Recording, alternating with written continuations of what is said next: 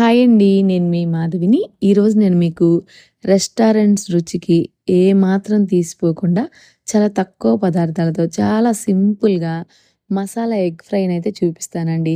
ఈ రెసిపీలో నేను చెప్పే చిన్న చిన్న టిప్స్ గనక ఫాలో అయ్యి చేశారు అంటే గుడ్డుకి మసాలా చాలా చక్కగా పట్టి ప్రతి ముక్క కూడా ఎంతో రుచిగా ఉంటుంది.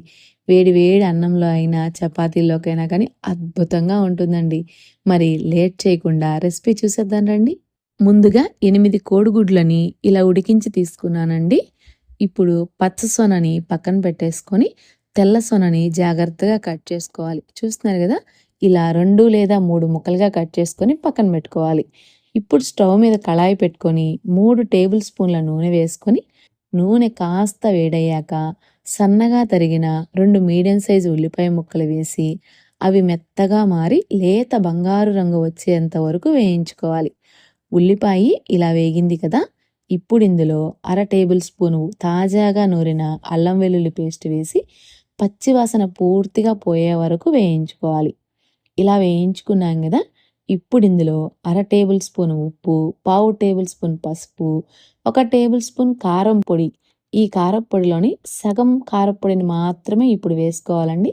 మిగిలిన కారప్పొడిని పక్కన పెట్టేసేసుకొని అలాగే 4-5 పచ్చిమిర్చి చీలికలు వేసి ఒకసారి బాగా కలుపుకోవాలి. ఇలా కలుపుకున్నాం గదా! ఇప్పుడు ఇందులో అర టేబుల్ స్పూన్ జీలకర్ర వేసి స్టవ్‌ని లో ఫ్లేమ్‌లో పెట్టుకొని మధ్య మధ్యలో కలుపుకుంటూ 2 నిమిషాలు వేయించుకున్నాము అంటే మసాలా ఎగ్ ఫ్రైకి జీలకర్ర ఫ్లేవర్ అనేది బాగా పట్టి రెస్టారెంట్ ఫ్లేవర్ అనేది వస్తుందండి. ఇప్పుడు కట్ చేసి పెట్టుకున్న ఈ తెల్ల గుడ్డు సొన ముక్కల్ని మాత్రమే వేసి లో ఫ్లేమ్‌లో పెట్టుకొని 2 నిమిషాల పాటు వేయించుకున్నాము అంటే గుడ్డుకి మసాలా అనేది చక్కగా పట్టి భలే రుచిగా ఉంటుంది. ఇలా వేయించుకున్నాం గదా! ఇప్పుడు మిగిలిన తెల్ల సొనను కూడా వేసి మరో నిమిషం పాటు తెల్ల సొన చెదిరిపోకుండా వేయించుకోవాలి. ఇలా వేయించుకున్నాం గదా!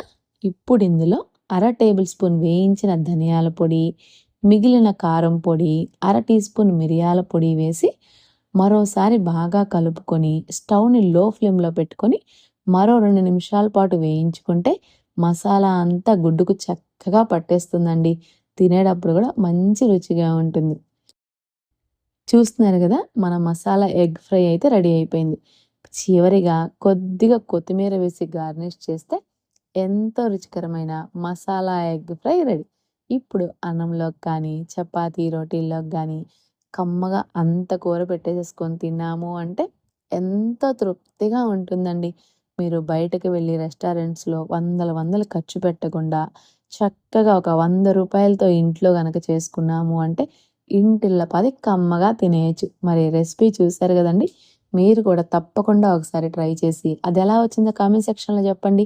ఈ వీడియో నచ్చితే ఒక లైక్ చేసి, షేర్ చేసి మన ఛానల్‌ని సబ్స్క్రైబ్ చేసుకోండి.